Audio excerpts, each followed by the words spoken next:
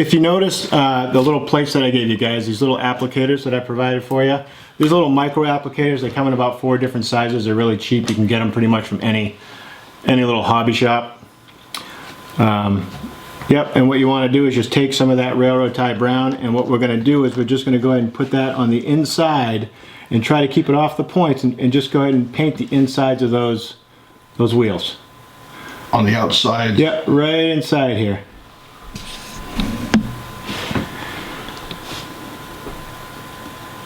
You want to paint the outer rim too, don't you?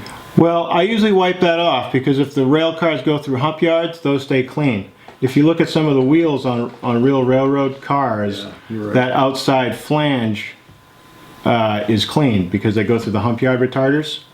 Yep, they scrape off the rust. So we just paint the inside of those real quick. It doesn't have to be perfect. I usually put it on a little thicker than thin. Kind of like this is what you're looking for here. Just a nice even coat on Can you both hold it sides. up, please? Sure. So I can get a shot of it when you... Yeah.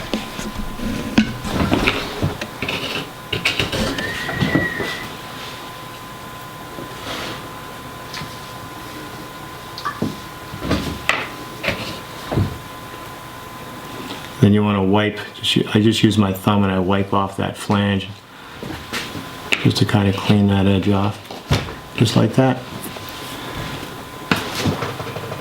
Jesus, I can't tell where I painted it or not.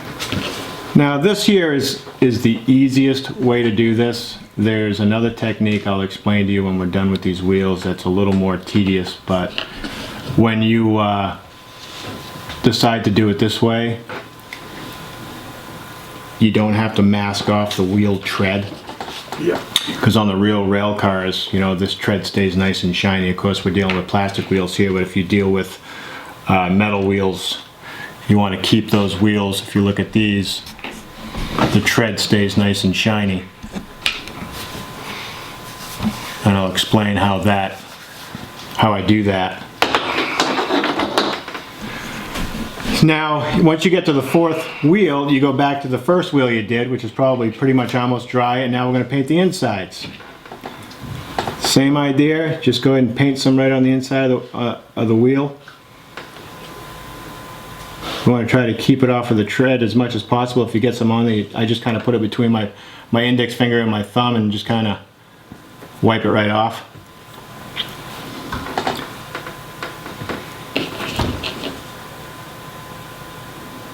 And like I said, this just gives us a nice base coat for the chalk to stick to when we get to that next step. Okay, we're back. Okay. Now if you think that was fun, I waited and I'm going to show you how the other way you can do these wheels if you want to use an airbrush. This is probably the easiest way to paint these wheels. Metal wheels are the same way. But like I said, when you want to keep these treads clean, I use a roll of blue painter's tape. Oh. And a piece of glass. You can use those cutting mats, but there's a lot of give to those. So a nice piece of glass gives you a nice edge to cut on, and I just take a small piece of this tape, I lay it down on my glass, and I use a straight edge ruler, metal ruler, and I just dice lines on this blue tape, and then I cut it in, I don't know, probably about 2.5 inch. And what I'll do is I'll take that little strip of blue tape and I'll stick that right on the tread. And like I said, I use this technique when I airbrush the wheels versus hand painting them. And you just take and you want to cover that tread up with this piece of blue tape. Like that. Now if you wanted to skip this step, feel free to do that, but you're going to get paint all over this tread, and then you're going to have to try to clean that off after to get that effect of the nice clean shiny wheels. So that just helps you masking those off. So you don't have to worry, you can skip that step at the end. Sometimes you want to clean off your metal wheels. They come from the factory with like an oily coating on them, and the tape won't want to stick to them too well. So if you take a little bit of rubbing alcohol and just clean off the treads, the tape will stick to them a little better. So now if I spray this with my airbrush, it won't get all over the treads. So, But it will get all over the points on the ends, won't it? yep, you're gonna have to clean those off after. As long as you know, usually what I'll do is before it dries, I'll just take my fingers and just kind of do one of these things and it cleans them right off. I can probably show you real quick if you'd like how we spray those. I just use a little bit of 70% alcohol, some paint, not a lot I guess for this, a little bit of that, and some 70%.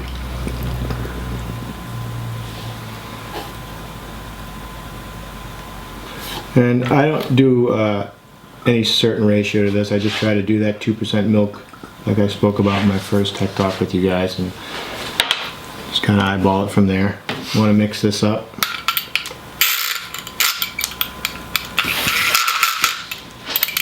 So I get a nice consistency. Just to spray some my airbrush for you guys real quick.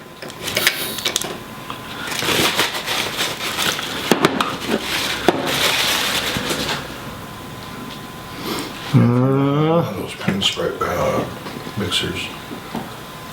It's well worth $1. Oh, I've got one. There you go. Oh, yeah. Okay. Yeah, those definitely come in handy. Alright, so to spray this, if you don't want to get any of the overspray on your hands, of course you want to put a glove on.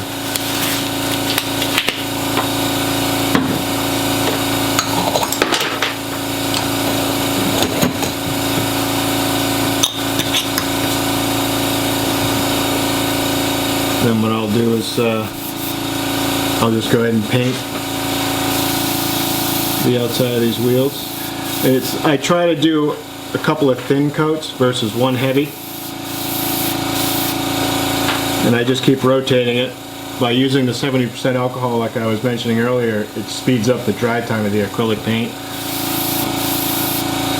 So I get a lot better surface tension area once I get a little bit of paint on there, and it starts to really adhere nice. And then to do the inside of the wheels, I just hold it by the points and just kind of rotate it around.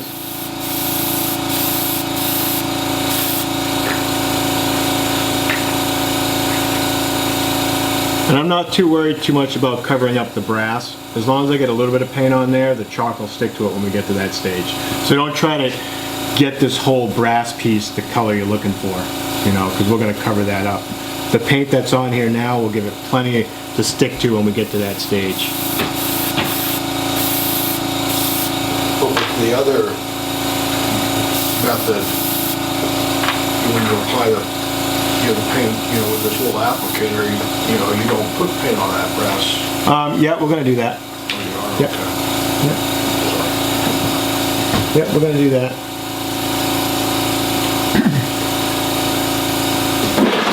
So once we do that little bit of paint, that's how you do that with an airbrush.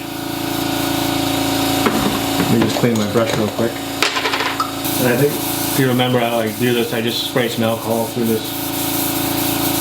my airbrush right through the pipette like that, just to kind of clean the paint that's in there out. And then I'll use a Q-tip just to touch the tip up real quick. Now that paint that you use, is that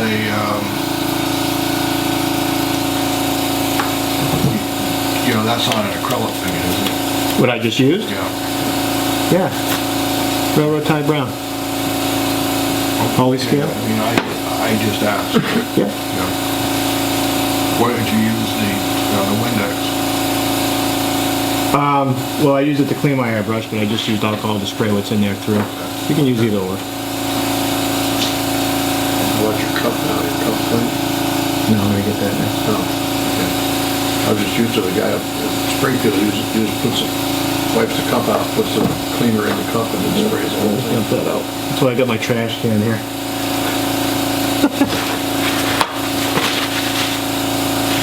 before. Yeah, you know, when I'm at home, it's a little more in depth, but I'm just trying to get through this, so it's not going to be the perfect cleaning and in between here, you know, just trying to get through this. So. I can take a little bit of this cleaner. This is just glass cleaner with ammonia. Ammonia helps break down that acrylic paint. Put some of that in my cup and just spray that through, and it'll help get rid of all that that's in there.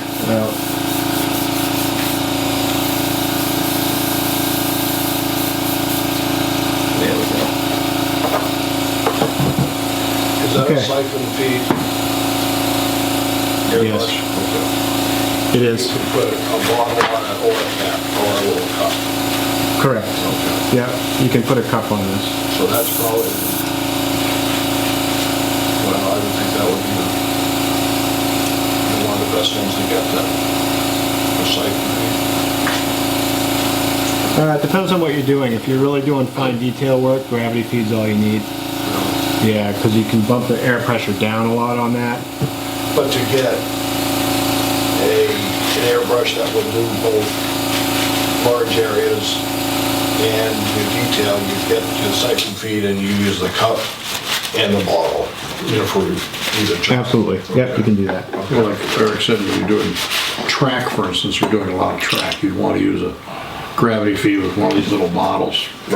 Yeah, for big Yeah, areas. jobs. Yeah. All right, so if you want to take your little applicators again, we can finish doing the insides of these, I don't know what that is, the shaft of the wheels, I guess. Axle. Axle. So we can finish painting those up.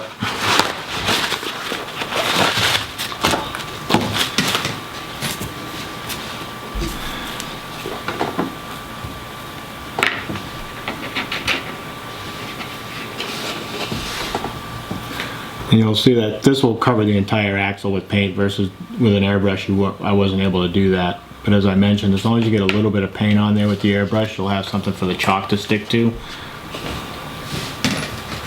But you can see how when I paint that, it actually coats the entire little brass axle. Whereas with the airbrush, it didn't totally coat. But there's enough on there for the chalk to stick to.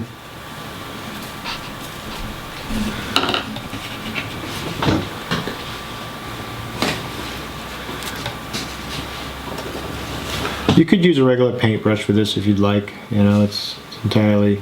I don't mind using these little applicators. They're very cheap. They're disposable. I don't have to worry about cleaning them all off when I'm done.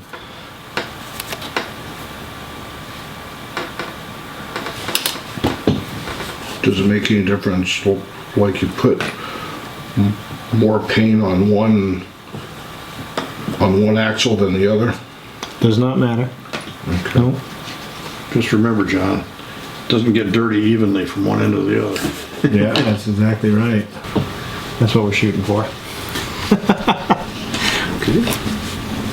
Kind of gives you an idea what we're looking at, our goal here. And as I mentioned, you know, the retarders going through the hump yard, you see this on the real rail cars in the real world, that they stay pretty clean. And something that I forgot to mention, when you get a rail car, for example, I buy a car off the shelf, I model modern day, mostly modern day freight. There's a lot of websites out there, including locophotos.com, railpics.com. There's also railcarpics.com, where nowadays you can pretty much find, Whatever you're looking at. except for, you know, maybe this car because it's, you know, a special car, but I went online and found a car identical to this one, different road number, and it gave me an idea of how that car gets weathered in the real world.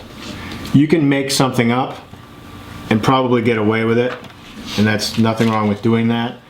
But I try to weather my rolling stock the way it weathers up in the real world. A cement hopper that I looked at online, most of these cement hoppers have been in service for a long time, so I really rusted this one up a lot. And I went per prototype photos, and I suggest doing that when you get into really weathering your rolling stock, John. If you find some extra time in your life, in your schedule, could you make up a list of URLs and send it to us? as to your sites that you go to? Sure.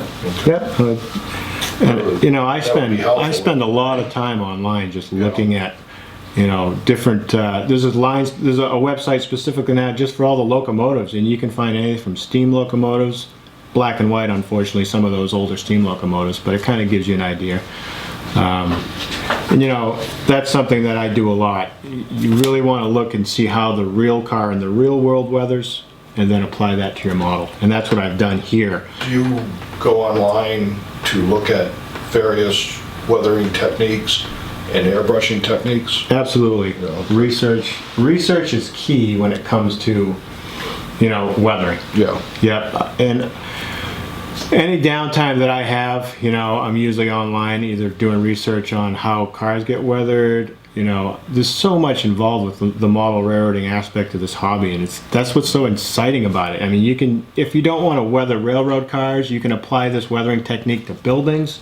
You can apply it to machinery, you know, because everything weathers differently, you know, so whatever works best for you and your weathering technique that you learn how to do, you can apply it to railroad cars, locomotives, buildings, anything on your model railroad, Yeah. including track, you know, because that's a model too as far as I'm concerned. When it comes right down to it, your ballast, your track, that's a model too. And if we take the time to do all this to our rolling stock and all our buildings, then I think we should take the time and really weather our track too, you know. It just takes it from that toy-like looking step to the more realistic model railroading. So, all right, so I think everything's dry as far as our wheels are concerned. The next thing we want to do is I brought a bunch of little paintbrushes with me, so I'll just hand out a few. Well, with this now, it's the same idea. You want to go full strength with your railroad tie brown. I seem to have misplaced mine. Here it is. Will borrow mine? Nope. So on the outsides and on the insides, you want to try to stay away from where the points go inside the truck. You want to kind of stay away from this area, you know. So if you just use your brush and go flat over the top, you should be fine. You don't want to paint inside where those points to the wheels go. So when I do these, I don't really paint. I more or less dab the paint on, kind of thing. It just kind of gets inside all the little springs, and it doesn't have to be perfect. If there's some black still showing underneath, you know, that's fine. You're not trying to get an entirely even coat here, okay? I want to stress that. You don't need, if you look at this, John, you don't need an entirely perfect even coat, Mel, Yeah. Yeah. okay? Actually, probably better that you don't. Correct. Because it all weathers differently. That's right. So just from scraping the chalk off, as I did earlier, if you look at the blade on my X-Acto knife, this is the result we're looking for. Is it makes it look really rusty.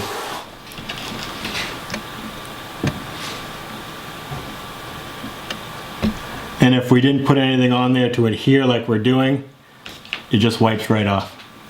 So that's the reason why we want to use this flat clear acrylic. So that way we have it kind of glued onto our wheels, so when we're rolling down the tracks it doesn't all fall off.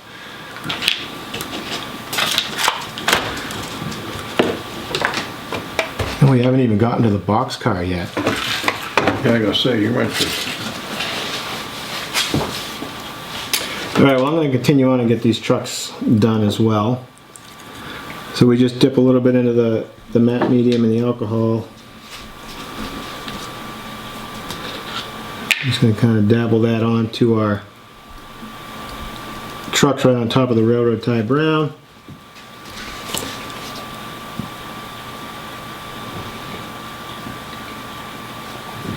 I think I'm there.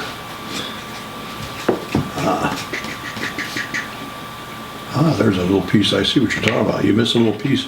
You almost can't get this stuff to stick, can you? Nope. But I could fool it a little bit. That's all right. This should stick pretty well though with the clear acrylic. It really helps to bond it. And we're still only working with the dark old rust, right? Yep. Mm-hmm. That did it. Okay. Ooh.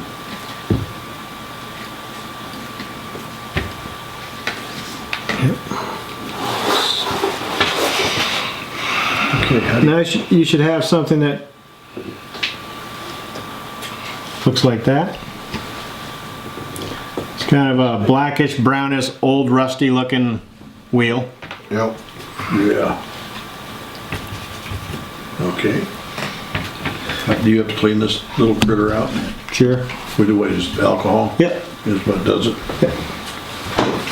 You don't have to. I mean, it's all going to get mixed together. You can use water. It's fine. Just, Doesn't matter. okay. Next poison. Yep, so the next step is entirely up to how you want to do it. You have black is going to be last. So when you start working with these lighter color rusts, you got to think about where that rust would end up getting into these wheels, which could be pretty much anywhere, like surface rust and stuff. When I do them, I take a little bit of my darker colored rust. Can you see that okay, George? I'll move some of my stuff out of the way. I'm like building a fort over here. I just take a little bit. You don't want a lot of this color because when it dries, it really stands out. Okay, so I take a little bit of that on my brush, and what I'll do is I'll just touch it inside on the brake shoes on both sides. Do you use the alcohol and the clear acrylic and then the rust? Or do you make On your that- brush. Yeah, but do you use that first, before you use the rust? Yeah. Yeah. It has to, You don't understand. Okay. like we did before, we had to. Yeah. Yep, same thing. I just mixed mine together. You guys I had them separate, but you can if you want to just dump it in and mix it all together. Which one did you decide as the dark and the light? I used the darker colored rust. Kind of a reddish color? Yep. And we're doing just the trucks, I mean, the frames at this point. Yeah, I'm just doing the springs around the spring area, and there's a little brake shoes on both sides of the I don't know, I guess that's the axle bearing. I'm finding I'm putting too much on. That's okay, because just take some clean alcohol on your brush and wipe it right off before it dries. I think these, now you're finding this thing stick to your fingers. Ooh, wow. I don't do the insides, by the way, with all the rust on the trucks. I just do the outsides, because you're not really going to see those when they're on your railroad. And then when you do your wheels, kind of the same idea, with this same color rust. I don't paint it on, I dab it on, because I want that texture. So when it dries, and you want to make sure you wipe it off of your treads. And it doesn't take a lot. That's kind of shiny, glossy, wet right now, but when that dries, it'll really stand out and look. It's going to start looking a little bit more like rust. Why don't you hold up one of the frames and maybe we can get a shot of that. I find one that's almost dry. Oh, here's a good example. It's taking a second to focus here. There we got it. Okay.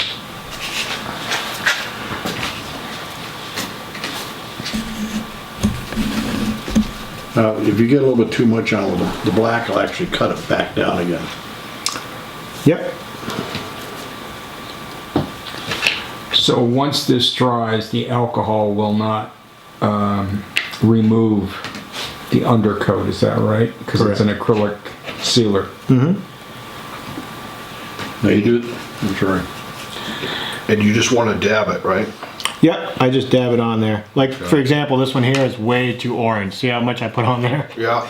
Yeah. So you just take a little more of your mixture and just kind of dilute it out. And then it just goes away that quick. So now when that dries, it's not going to... How about if you use a little dry brush technique and just do get that some too. crap out of your... And we're still going to be putting 2 more colors on top of this too. Okay. That's why it's real important that you don't want to totally cover the wheel. You just want to dab some on there. So the darker color represents the older rust, and the lighter colors represent your newer rust. Okay.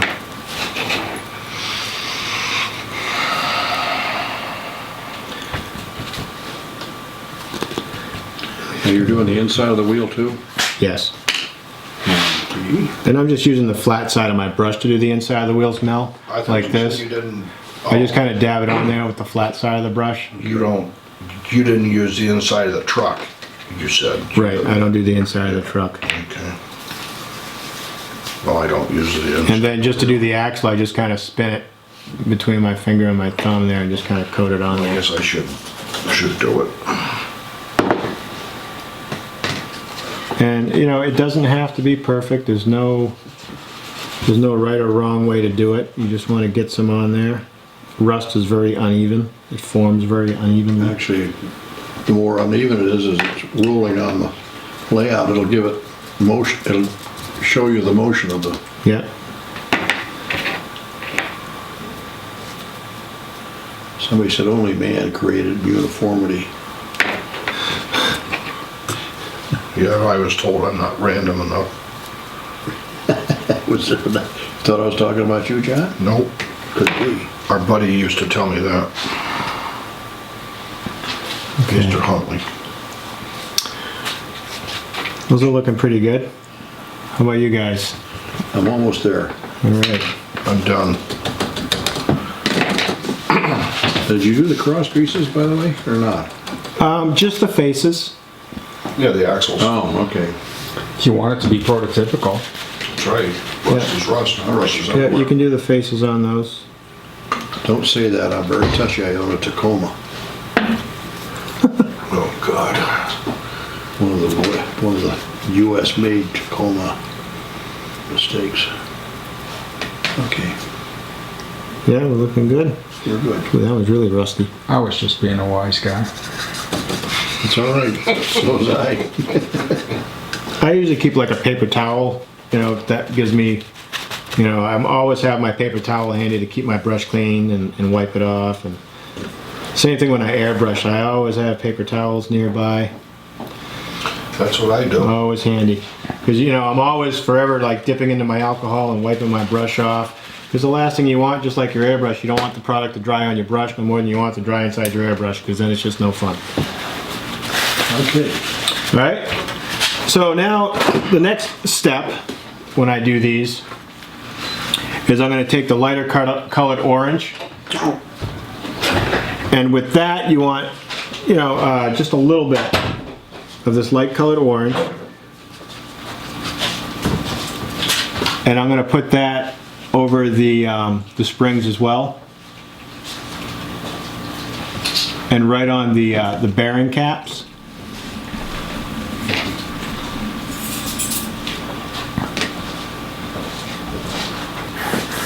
I don't put any of this lighter color, although you can on the rest of the truck if you'd like. That's entirely up to you. I just kind of do the springs and the bearing caps and around that whole area. The wheels. Yes, and you want to go real lightly with this one on the wheels. Very. I put too much on the wheels. Yeah, I mean, I got some on my brush now, and I just kind of just a little bit, just to kind of highlight. So it's an accent. Literally, your word highlight is Yeah, just kind of an accent, yeah. the You really don't need much more. I mean, these are looking pretty rusty from when we started. You know, these are starting to look like some old worn out railroad wheels. now we're doing, I got some great pictures of that, of those grain cars that are tipped over and the wheels right there. Everything was rusted except for either the inside of or the outside of the wheel rim. Mm-hmm. It was. Now, the next step here is you want to kind of turn the black chalk into almost a wash. You do not want to put it on heavy because you'll ruin everything you just did. So you want it to be very transparent when you put it on. So if you take your black when you're ready, John. Yeah, You want to load up your brush. Yeah. You want to just take, I mean, just a little bit. See how light this is? It's almost it's like a transparent color. You Yeah. do not want a thick black. And that's going to wash over the fronts of your wheels and kind of dim down that orange a little bit. And you want to dab it on. Just dab that on there. yeah, Not a lot at all, just enough to give it some final texture to it, some shadows. But if you go too heavy with your black, you're just going to ruin the look of what you just did. yeah. And That's all what it this does is though. just cuts down that orangey look of the Yeah. rust and gives it a more older look. Yeah. And you can also do that with the trucks as well. Just kind of, it fills in the shadows. And you want it to be a wash. I haven't gone back and gotten any more black on my brush, and I've already done everything to give you an idea. That's very thick. Yeah, you want to go a lot thinner than that. Now, this is just with the alcohol and the, Well, if you look here, Mel, yeah. this is still powder, so I only took a very little corner, Oh, when you took it off. the Right. side, okay. and you're there we still go. way too thick there. All right, we keep going a little bit further, that's all. Right. There we go. There, I'm getting almost translucent now. Yeah, you want to even cut it more than that.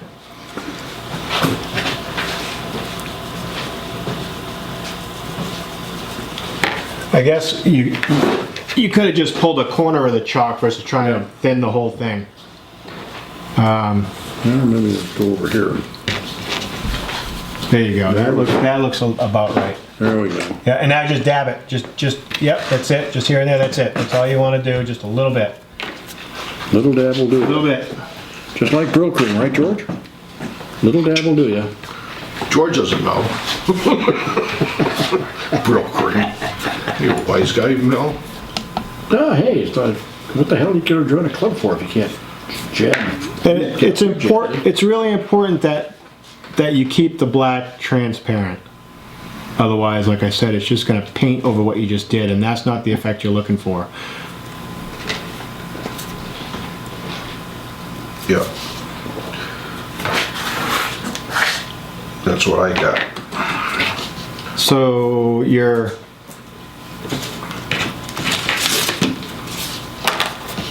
end results should look something like that. That's kind of what you're looking for, and you look pretty close, John. Yeah. Yep. See, this is mine right here. Take a look at that. Let's put that on the table here.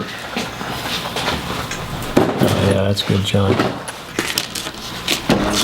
Dude, I got too much red in here or something. That looks really good. Okay. Yep, nothing wrong Yeah, with that. you know, you just want a little bit of red showing through, right? And then, Yeah. and then if it's heavily rusted, well, then you get the more red. Yep. But you don't want that bright red.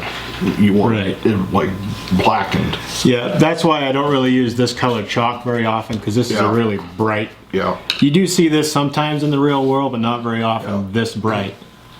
Yeah. You can see that one's still pretty much an entire chunk. Yeah. So using the chalk, I mean, you could do this with acrylic paints. You know, there's a raw Senia, Right. there's a burnt umber that represents old rust. There's other variations. But I find that when you use the chalk, you get the correct texture of rust. Right. And we get close enough in HO scale that you can see that texture when it's on your railroad. N scale's kind of small. I used to model N scale, and I would do it the same way, but it's a lot harder to see an N scale. It's, you know, half the size. But it gives that nice rusty texture. All right, so nice thing about this chalk with the alcohol is it dries fast. And if you rub this, of course, it's going to come off. So you don't want to like rub it too much. But as far as normal wear and tear, by using this flat clear acrylic mixed in with the alcohol and your chalk, Yeah. it's gonna stay put. And that's a good thing. We don't want it to all fall off when we're running our stuff, because then you just gotta keep doing it over and over again. So the final step for these wheels, these are done. That's all I do to them. That's hand painting them. The only other step that I showed you that we didn't do today, but I showed you how I do it, is you can mask off the wheels. If you want to get that nitpicky with it, you're fine. But now, when we're done with this, and let's say these were metal wheels, when I take this off, I have a nice clean surface where the wheel makes contact with the rail. Like I said, it's a tedious step, but it works really well, and you don't have to worry about cleaning off the treads when you're done. Especially with the metal wheels, because now if you try to clean these off with rubbing alcohol and you try to do that, it's going to run, it's going to ruin all the work you just did. I'd recommend, you know, if you have a nice flat surface, you know, cut up some of this and do it that way. So the wheels are done. The last step, you know, let me back up. We started with railroad tie brown, and then from there we put on some dark rust color chalk. From there we went to a little bit lighter colored chalk to an even lighter colored rusty chalk, and then we gave it a transparent coating of black just to kind of dull down the orange. We could call that good. There's nothing wrong with that. But I take one last step when I do my trucks, and that's to highlight all the raised detail that go into these things. Trucks like Exact Rail trucks and Athearn trucks and all these different trucks that are out there, they put a lot of work and time and effort into making these things look prototypical nowadays. Right down to you can get some trucks that have real springs in them, you know? So why not take the time, if we're going to do all this, to highlight those details that the manufacturers put in so much time and effort to make these things look so good. And the way I do that, it's simple. You take a little bit of the cream coat. You don't have to fade this down or anything like that. Can I have your palette? Right, just your chalk palette's fine. Yep. I'm gonna give you some of this. That's way too much, but that's okay. How many trucks you want me to do? Yeah. Now you want to take your brush, clean it off with alcohol, and dry it as best you can with the paper towels. You want to dry it off as much as you can so that there's nothing on that brush. My trucks aren't as rusty as your guys. Well, let me see. How did yours come out? I'm sure they're fine. They're rusty, but they're not real rusty. I didn't put enough. There's nothing wrong with that. It's just, They're just in service a little newer than the rest. so, Yeah. I believe in good new stuff. Nice. Yeah, there's nothing wrong with that. Okay, so when you dry brush, you want to have a paper towel handy. You want a dry paper towel. This one's soaked. Dry paper towel. And the trick here is you want to get some paint on your brush. Your brushes are all dry, dried them off. They cannot be wet at all. As dry as possible, right? Mm-hmm. You want to take a little amount of white paint, like, I'll show you how much, along the whole length of your brush, no matter how big that brush is. You just want to get a little bit of that paint on your brush. Not a lot. Just like that. Could you All right. just turn it sideways, please? Yep. Got it. Okay. And now, with that, you want to take your dry paper towel and wipe it all off. And then take your truck, and what you're going to do is very lightly just go across the top of that, back and forth, and what that does is it highlights all the detail. Why the hell did it turn white? Certainly does. It highlights all the detail. The one on my right is not done, and the one on the left is done. And that really helps to highlight all that detail on that truck. And it really gives it that depth. So all the rust and everything we did kind of goes to the background. That kind of, get enough off. Is that how it's supposed to look? Nope, that's a lot. That's a lot. Yeah, let me see. All right. Just say. See if we can save it. That's why you have me here. Sheesh. Oh, if you're thinking with a little alcohol? That's okay, try the other side. You want very little, whoops, very little bit of paint. How's this, Eric? I'll try.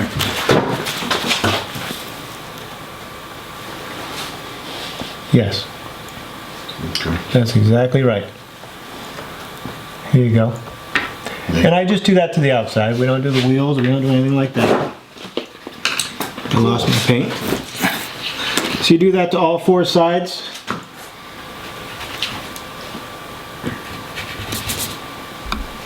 I think I resurrected it. I'm working on it one side. The whole idea is the paint that you're applying is almost dry.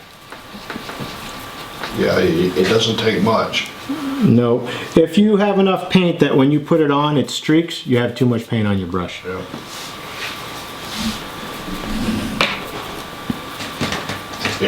And when you wipe the paint off, you know, you think you're wiping all of it.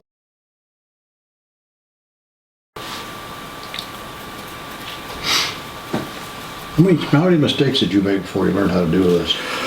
Many. It's all trial and error. You know, that's why you don't take a real expensive car the first time you try this.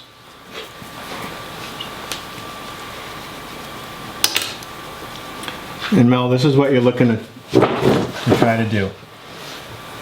And this is the same thing, John. It's a little heavier, I think, than what you did, but the Yeah. end result Yeah. is what we're looking Because you for. want the Mine's on the white, bottom. It's That's fine. That's exactly right. the white and the dirty red to show through. Yep. The other nice thing that the dry brushing with the white does is it makes this truck look like metal. Yeah. You know, a white, Yeah. old metal. Yeah. Is this mine or yours? that's yours. Okay. Yeah. Yes, better. I can see what I should have used a little bit more of the lighter colored rust. Now, just as a bonus, just a bonus. It's just something that you don't need to do, but I do it because I just do it. Some people might say this is way too much, but this is a graphite pencil. And this is a really nice way to represent bare metal. And the only thing I use this for is my springs. So you can take a graphite pencil, you can buy these at any art craft stores, and what I'll do is I'll rub that on the front of my springs and a little bit on my bearing caps, and it gives the illusion of real metal. It's going to be kind of hard to see on the camera.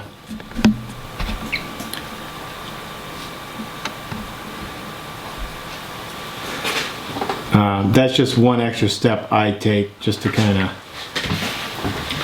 I don't know if you want to try that. This wasn't a family show, I'd say, would it say something? I think I have another one in there too. Remember, this goes on the web. That's what exactly. Nope, I don't have it. Does it work, John?